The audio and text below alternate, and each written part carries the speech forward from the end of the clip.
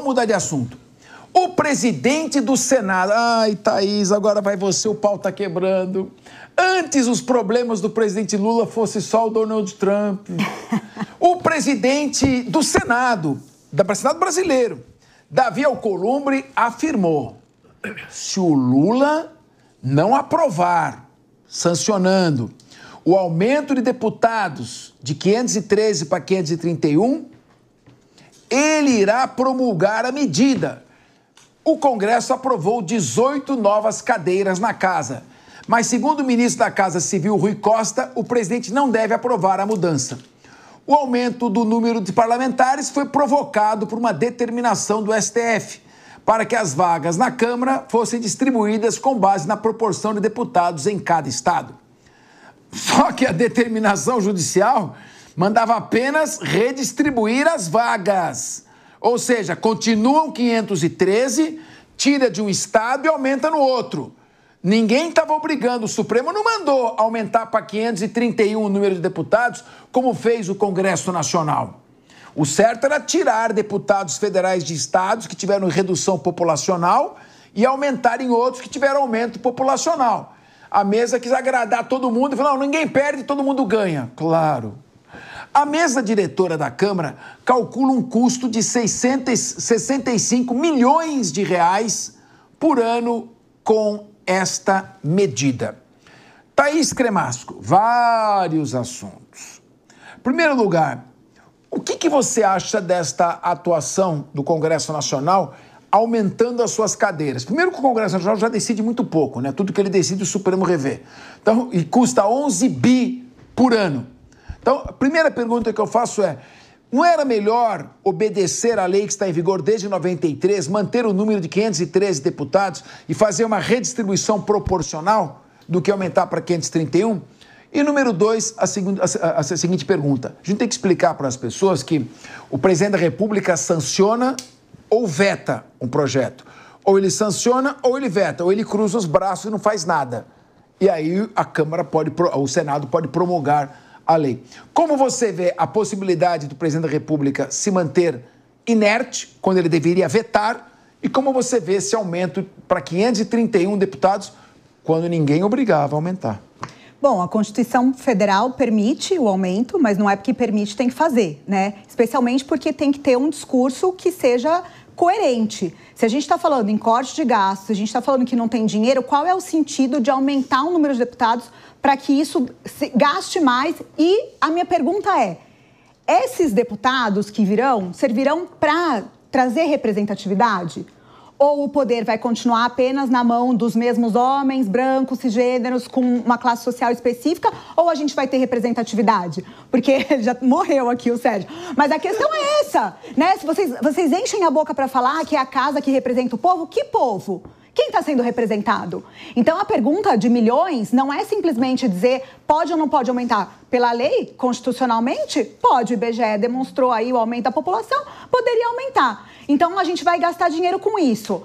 Poderia ser importante se houvesse representatividade de parcelas que são historicamente subrepresentadas, mas parece que não vai ser esse o caso. Então não faz sentido, aliás, não tem sentido algum, aumentar o gasto público se a questão aqui é discutir se não tem dinheiro para nada. Então, na minha cabeça, não faz sentido nenhum, em meio de uma crise fiscal, a gente aumentar o número de parlamentares. Agora, o Diego Tavares, se está errado, se não faz sentido, e se nós temos um presidente da República cuja função é vetar ou sancionar um projeto, não tem que o presidente chegar e vetar: olha, derrubem esse veto. Eu vou vetar esse projeto, é errado aumentar para 531 deputados federais e eu vou votar. Ou será que é melhor rugir para os Estados Unidos que o Trump está longe? Exatamente, Capês. É tentar fazer muita propaganda e pouca ação concreta. Eu respondo aqui os questionamentos da Thaís sobre representatividade. Eu, homem, branco, hétero, não me sinto representado por esse parlamento. Assim como eu imagino que o povo preto não se sente representado, a população LGBT não se sente representado, porque este Congresso Nacional não está trabalhando pelos interesses de ninguém, salvo os seus próprios interesses.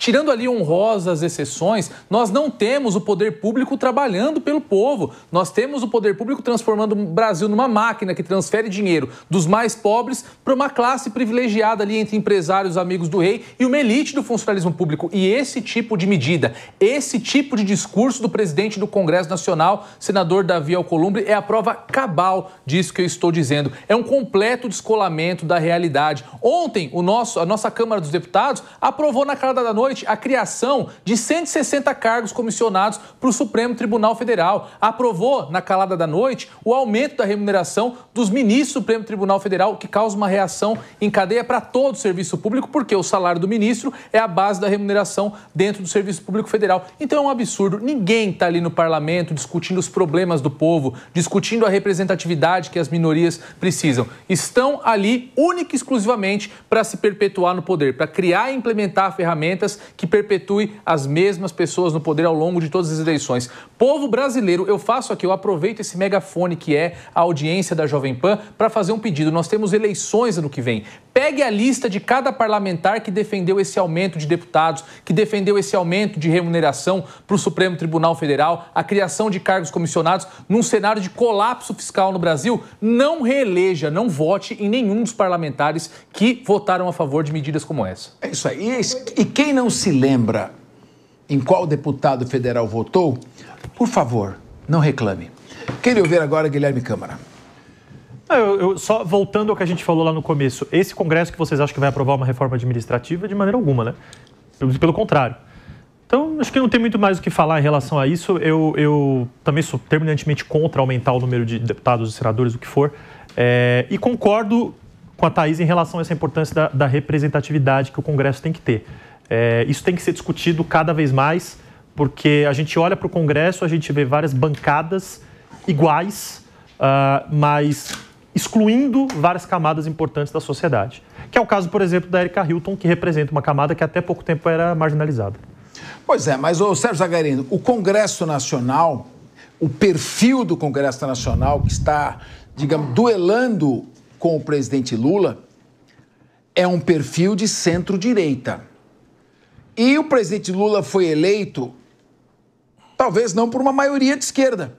Talvez seja essa antinomia. A maioria da população brasileira se fez representar por um perfil mais conservador. Mas acabou elegendo o presidente Lula numa eleição traumática, cheia de complicações. Então, essa dificuldade que tem um presidente eleito pela esquerda, mas cuja esquerda não é a maioria do país, tem também criado problemas, porque o presidente não tem o comando da casa. Ele poderia ter feito uma maioria, não uma maioria artificial, por meio de emendas parlamentares, cessão de ministérios, mas uma maioria convicta, uma maioria ideológica, e aí ele implementaria a sua gestão. O que se vê nesse governo é um governo de narrativas, promessas de boas notícias e sem seriedade e continuidade na condução da política econômica do país. Como você vê nesse patamar a declaração do presidente do Senado dizendo: aqui quem manda somos nós?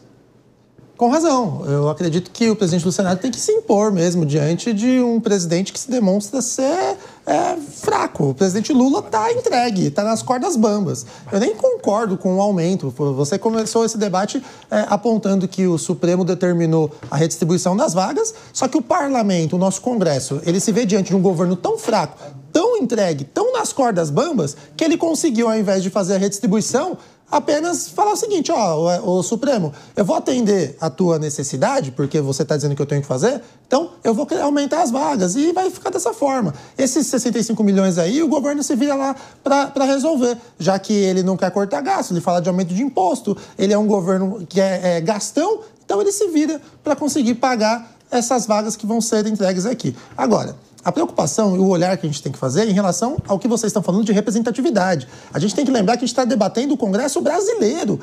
Gente, os deputados que foram eleitos, a grande maioria é fisiológica. Então, Capês, quando você fala assim, o Congresso ele é de centro-direita, esquece isso. O Congresso é Congresso. Cada deputado é o seu próprio umbigo. Ele está preocupado em se perpetuar no poder e fazer a manutenção dele na reeleição. É isso que eles estão preocupados. Se você vê a votação, Aí ela vem de encontro com a percepção do povo brasileiro. Que aquele deputado que foi envolvido aí na busca e apreensão por escândalo de emendas, ele era Bolsonaro e depois virou Lula. Vai virar o que quiser que virar. Dentro do que você está falando desse fisiologismo. É um fisiologismo. Se você vê os deputados, eles se reelegem como? Com um fisiologismo político, é o toma lá da cá. As bases eleitorais deles hoje são regadas pelas emendas, automaticamente eles conseguem esses grupos políticos que fazem com que eles se perpetuem no poder em troca de apoio político para esses grupos pequenos nas eleições municipais, na eleição estadual e assim por diante. Então, o que a gente tem hoje lá no Congresso? Tem as bancadas que nem vocês falaram. Tem a bancada que representa a comunidade cristã, tem bancada da bala, enfim. Essas bancadas ainda conseguem ter uma certa representatividade, como inclusive a deputada federal Erika Hilton. Mas não significa que elas representam a vontade do povo brasileiro.